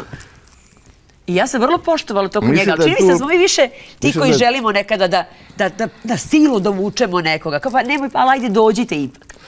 Ti znaš da jedno vreme ovdje u Srbiji bio trend da se mogla kokoška iz Sarajeva da dođe i pevac iz Zagreba i da bude 100.000 ljudi na stadionu. Da ih staviš da skaču po bini. Ozbiljno ti kažem. Da. Jer smo mi takvi. Dobro, ali zašto bilo je koncerte u Sava centru od nekih koji su mnogo više bili u... Jer smo mi takvi, ja nemam ništa protiv. Treba da dolaze umetnici. I mi tamo i oni tamo. Ali mi smo takvi koji to volimo, tako da... Možda je to i dobro. Da, zašto? Zato što zaista... Ja nisam nikad imao problema, ni u Hrvatskoj, ni u Bosni, ni bilo gde. Ali desi se još uvek neki ekstremni slučaj da negde sa beogradskim tablicama hoće da ti ogrebu auto. Dobro, ali da. I dan danas ima. Ali isto tako si sredina provodio. Znaš zašto je dobro u Srbiji? Zato što u Srbiji stvarno to ne može da desi nikome. Možda je to dobro što mi to tako gledamo i tako radimo. Jer jednostavno, znaš, ja pričam sa prijateljima iz Hrvatske odoma i ne pričam o tome i ja kažem, na to čemu je razlika? Mi smo indiferentni za to. Nas uopšte ne zanima, mi ne gledamo u tablice. Mi smo drugačiji ljudi. Nas tablice ne interesuju, nas interesuje zvezanje, provod, ako već idu naše žive, pa ti znaš i ti, pa Beograd je pun s vikendom iz Slovenije. A predje, moram ti kažem da su meni javili se preko prijatelja iz Privredne komore, prijateljice iz detinjstva, su se javili neki mladi direktori kompanija koji su želeli da dođu na superfinale programa, reality programa koji sam radila. I uzeli su kombi i došli i rekli, poslali su mi skoro sliku iz Kadarlije i napisali Dušice, nema šanse da dođemo u Beograd, se ne setimo, hvala ti još jednom. A slušaj, ja sam pričala sa prijateljima skoro se mi se izezamo. Najbožanstveniji, evo naježila sam. Mi se izezamo, apropo toga, da znaš. Naravno. I pominjemo i ovo, ja koliko puta napravim neko žezam, imam u Splitu, toliko drugara u Zagrebu. Božanstveno, je bilo u Splitu divno. I letos smo bili i napravimo želje, kajem, rekao, vidite, u tome i jeste, pa mi smo više od vas u Evropi. Mi smo više od vas u Evropi, zašto mi, jednostavno, kako se zove, imamo te neke stavove bolje nego vi. I mi smo već avanzovali dalje od vas kad su te stvari u pitanju. I onda se zezamo tako i onda koliko puta napravimo šalu. Imali smo najbolji štos svih vremena. Sad sedimo svi zajedno, tu bilo i Bovak iz Beograda, neki moji prijatelji iz Splita i sedimo u jednoj kafani, posledili celu noć do ujutru. Sad imamo 4-5 konobara. I ja, kad smo sve završili, onako malo popio i vratim, ja svakom dan po 100 evra. I sad kad dođe, tebi 100, ima petorici. I ovaj zadnji, čini mi se, nisam nikog pitao da kako se zoveš. I ovaj zadnji, ja mu daje 100, kaže on, ja ga vidim, nešto mi nije, on taj, dakle si ti, kaže, iz Čačka, vrati 100 evra. I tu je bilo zezanje tako da je to strašno bilo, naravno, nisam uzao. To je bilo, znaš, imamo zajebanciju na taj neki način. On sam sedao jedno 10 dana, sam bio u Splitu s njima i ja kažem, rekao više, sam Aca Lukas, rekao, ja sad Ante Lukas, pa ti gledaj kako... To je poenta priče tog zezanja nekog, znaš. I mi nismo time... I oni kad se mi tako zezamo, oni to... Kad se ja tako zezamo, njima to super. Ja zezam i njih na njihov račun, naravno, i tako dalje. A to je normalno kad se... Ali vidi, i tako se prevazilaze te stvari. Mislim, znaš, da budemo stalno ozbiljni, da radimo to što rade ovi, da izađu na koncert, jednostavno da nešto počne da njima kao... Da li to više ono kao, nemoj da kažeš, nemoj da izražiš svoje mišljenje. Vidi, ja Olivera Dragović, znaš šta mi je jedna od najjačih stvari u mom muzičkom napredovanju, sviranju i vojevanju kroz život. Što meni danas u Hrvatskoj milioni, mislim, ne, bukvalno milioni, mnogo poruka stiže gde mi ljudi kažu, alo, pa ti najbolje pevaš Oliverove pjesme. Znaš koliko mi je to drago? Kad dobijem poruku od Džibone, koga poznajem ništa, ko znam dok je bio, kad kažu ljudi, nešto rekao Džibone, pevaš strašno njegove pjesme. Meni je to drago. Znači da to ima nekog, znaš, ima nekog smisla to što ja radim. Dobro, vidiš, ima slično, ti si razmišljao ranije, ti Džibone, kako ono šmekarski, šmekarski vam ide ove godine u prilog. Vratio sam pesmu u život.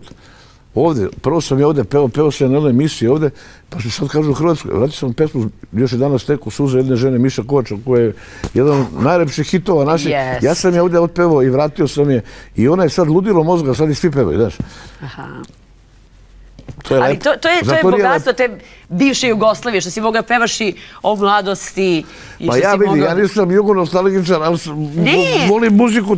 Tako je, ali to je nekako naša muzika, to nam je u krvi. Jednostavno nisam opterećen time i to je onako meni super. Da, ali sve pesme o kojima si govorio i umetnici su zapravo oni koji imaju dušu i lako ti je pevati, ako znaš naravno i umeš i da osjećaš i da tu emociju da preneseš i to. Ja ne mogu da budem udavdio dan da kažem da ne mogu slušati Džibone. Pa da, najposle. Da viš Dino Dvornik, kako bi najbolje bio od svih. Jeste. To je, mislim, to je vam pameti da kažeš da kao šta što kao. Vidim, apsolutno muzika je, lepo se kaže, muzika nema granice. Tačka. I nemojte da, ako čujete da vas Vlaco Lukas peva vašu pesmu ili bilo ko da se ljutite na njega. Da, ovo. A to da su neke pesme, nego to i nisu nešto da što su neki. Pa to je neverovatno. Nikad niko nije pobunio kad se otpeo Dragoviću pesmu. Nikad. Kako i zašto? Pa. I čekaj, kada sada pogledaš u neku, dotakli smo se prošlosti, dotakli smo se muzičke sadašnjosti, kako ti izgleda muzička budućnost? Kao, ne samo tvoja, ti ideš svoj, imaš svoj zacrtani put, ali evo sad se kreće ta hiperprodukcija, ima tu svega i svačega, pa da mogu ti reći da sam ja i pogledala ove koje najviše recimo osuđuju po društvenim mrežama i mediji i tako dalje, koji su negde možda i na svoju štetu unikati, sad koliko će trajati, vidjet ćemo. Je li ima nešto ti se dopada? Meni se dopada sve ovo novo. Aha. Džala, Buba, Rasta, Senida. Rasta, Senida, to su sve... Meni je to sve super. Sad pitanje ko... Poenta priča da se sad, pošto vratno oni znaju, ta muzika malo će da... Ali vidi, Rasta ima sa Alenom Sakićem, te fantastične... Ne, ja mislim da Rasta može se prilagodi i ovim trendovima koji su onako, kažeš, stalni. Vidi, on je umetnik koji je krenuo kao... Da. Da. Ne znam, šta će u budućnosti da bude, pojma nemam, ja znam što ću da radim ja. Znaš, mora ti nešto, možda se malo slagao, sad se setio, što nisam slagao, imam jednu strašno veliku želju, koju ću da ostvarim, verovatno, imao sam šansu da je ostvarim ove godine, ali nisam mogao da iskombinujem nikako da to vreme sledeće godine, pošto sam našao kombinaciju da nabavim kartu, jer se ta karta čeka po 15 godina, 20. I to kod najvećih i milijarderije čeka to. Ja, kad je muzika u pitanju, to mi je san i to za života moram jednom da prisustvujem. Svako jutro u 1. januara u 9 ujutru sam palio televizor, Keva me to i gledao koncert Bečke filharmonije novogodišnje. To je najljepša stvar 1. januara. Imam sad šansu da nabavim kartu i da idem u Beč. Morat ću da bude privatni avion, jer svaku novu godinu radim, znači otpevam novu godinu, avion i u Beč da stignem, morat ću da se otvorim dobro. I da idem na koncert. Mislim da mi je to ostvarenje sna. To je nešto što najlepša stvar koju čovjek kao muzičar koji... Nisam čovjek koji sad nešto u klasičnu muziku... Nisam očekivala da ćeš to reći, mislim sam da ćeš koji spomenuti neki koncert. klasičnu muziku preferiše, nešto preterano, ali ta atmosfera i ta energija koja je na tom koncertu, to je nešto što ja kad gledam na televiziji osjećam strašno. Mogu da zamislim kako je kad odem tamo. Ja moram da gledam taj koncert. Znaš što meni bilo? Mi su tu bili fascinantne, da naravno ti koncerti, to je već odvojena druga priča. I kada neko ima u Royal Albert Hallu. Da, dobro. Da, to je Robbie Williams, dobro, to je već nešto, ali ja pričam o ovo. Ne da govori sa onim kraljevskim simfonijskim orkestrom i to. Ovo je nešto što je kraj sveta. Apsolutno. Čekaj da čidaš 1. januara 2024. Sigurno. Znači krećeš od 2020, da li će 2024. onda biti... Čekaj, da li je tvoja godina? Koja nije bila tvoja godina do sada? Čekaj, ili ima neka godina u kojoj... Pa sve su moje godine. Kao što su i tvoje godine, sve tvoje godine. Da. Znaš, meni kažu, znaš, ovo je tvoje godine sad. Ti si se pritajio i u jednoj godini u ovoj tvojoj karijeri koja traje koliko? To je život. Pa što znači pritajio, za koga? Pa nikao za sebe, za medije. Interesovanje nikada nije manjkalo. Pa bilo je godine kad nisam bio ovdje. Sam bio godine kad sam bio u Americi, pa se nisam pritajio. Apsolutno. Sam za sebe se nisam pritajio. Jer sam i tamo radio svašta. Živio kako sam živio. Dobro, ali i tada je interesovalo ljude gde si i šta radiš i... Pa dobro, naravno, da je uvijek interesuje. Mama sad ne, da se pritajem jedno 3-4 godine, ne bi to baš bilo tako, ali dobro što malo prepričam. Ti si zakucan u nekom imenu i sad oni će uvijek da imaju to neko interesovanje. Ne mora sad da snimaš više pesme, sad ti više nisi pevač. Ti sad ličnost. Velika je razlika. I to je, da li je to ono, ja sam pred koliko već godina imao tu emisiju Brendomanije i pričali smo o brendu, ali o vrednosti ličnog imena. Aca Lukas je brend. Nešto što ima, sad možda to zvuči grubo, ali ima i svoju tržišnu vrednost. Pa čekaj, zamislio sam... Ima i svoj... Zamisli sad ovo. Ja mogu sad da se zaposlim da radi kao noćni čuvar u nekoj firmi. Recimo, apropo, nemam ništa protiv nijednog zanimanja. Naravno, ne pričamo, naravno. Jasno. Ja ću biti Aca Lukas. Noćni čuvar, nema veze. Kad se ti zakucaš u nečemu što si radi, kao ime, to ostaje pa ostaje. To je poenta priča da možda ti neki mlađi naraštaj trebaju da imaju cilj, ne da im budu Aca Lukas, nego da se njihovo ime zapiše tako, ukleše i da više ne može da se prebriše. Znaš što primećujem da, i mislim da je tu ne samo tvoja veličina, nego mnogih, htjela sam kažem velikih ljudi, ali normalnih ljudi. Ti kada hoćeš o nekome da kažeš, imaš prosto stav, imaš mišljenje i sa nečim se ne slažeš, ti ćeš reći, ali nijednom u ovom razgovoru, evo sada, da se samo na to oslonimo, nisi nikog uvredio, vodiš računa da svakoga tretiraš kao čoveka. I da li je ta ljudskost u javnim ličnostima danas retkost? Ti je imaš, stvarno. I onda, kako to lepo zvuči što si sad rekla, stvarno lepo zvuči, ali gledaj, moram što ti kažem. Ja se trudim da budem dobar čovjek. Ne zato da bi bio dobar čovjek i da bi neko rekao za mene da sam dobar čovjek. Kad sam dobar čovjek, to su neke osobine, nema ih mnogo koje ja cenim, gde neću povrediti nikoga prvih. Zato, kada mene neko prvi povredi, ja ću ga povrediti 10 puta gore. I bit ću mnogo jak. A kada ja nekog prvi povredim, ja ne znam da se branim. Ja sam zato dobar. Da bi sebe zaštitio. Ne umem da budem najjači onda kad nisam u pravu. Jako je bitno da ljudi to priznaju. Meni ne treba Nobelova nagrada za dobrog čoveka. Jer negde ti koji stalno misle da su dobri, a dođu meni i kažu ja sam svima pomogao, meni niko nije, ja onda kažem nisi ti dobar, ti si glup. Znaš, i to je velika razlika. Ja nikom ne pomažem da bi meni sutra vratio, ja ništa ne radim, jednostavno ne želim da nikom povredim, da ne bi došli situaciju. Je ti bilo krivo? Je ti krivo ako nekome pomogneš, a prosto on ispada nečovek? Nikad. Stvarno? Ne može to ispada nečovek, niko.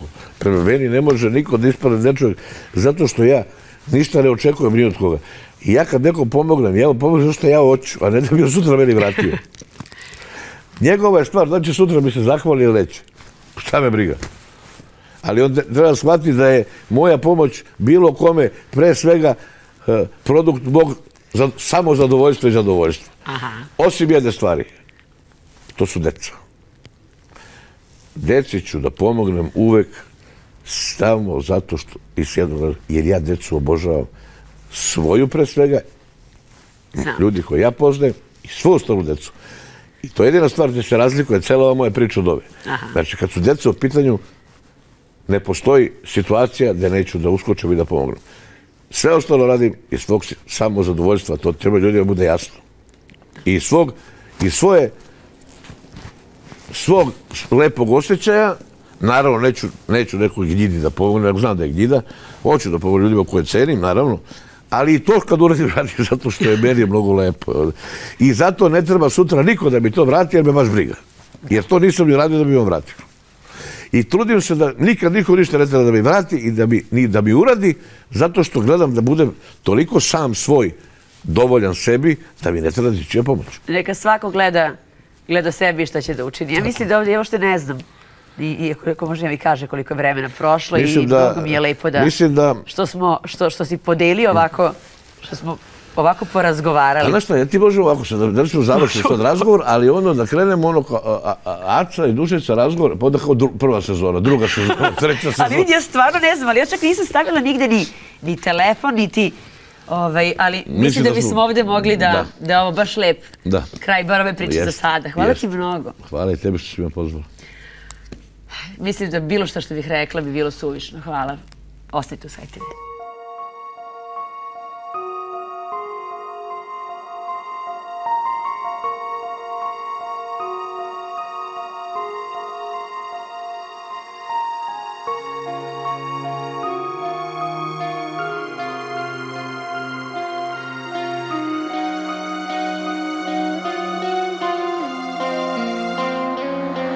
Mama, tvoj san o meni znam da još živi i uvek drugi bit će ti krivi što venem po lošim krčmama. Mama, ja i dalje pevam o sreći, pred tobom čutim, bojim se reći da si me tužnog rodila. Mama, zar si me tužnog rodila? Pogledaj me, mama, priznaj istinu, za mene poslednji voz već polazi. Nameštene karte deli sudbina, noćas odlazim.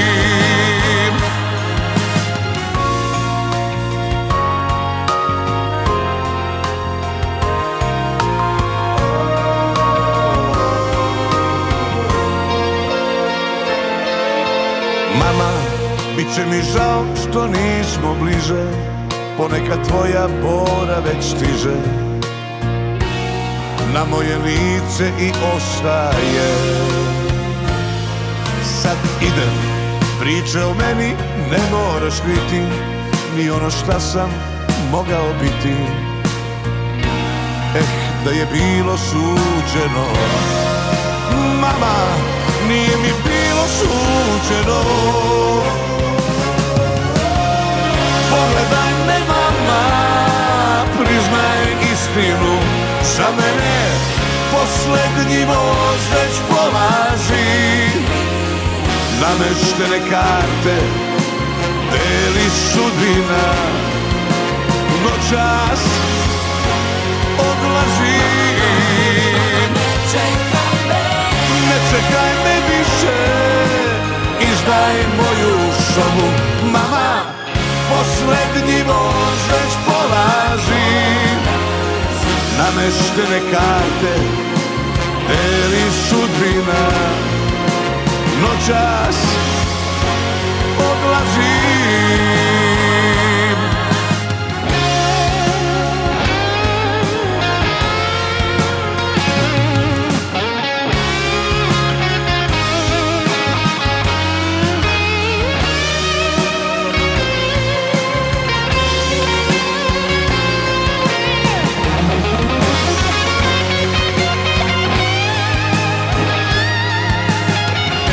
čekaj me više, izdaj moju sobu. Mama, poslednji voz već polazi, nameštene karte deli sudbina, noćas odlazi.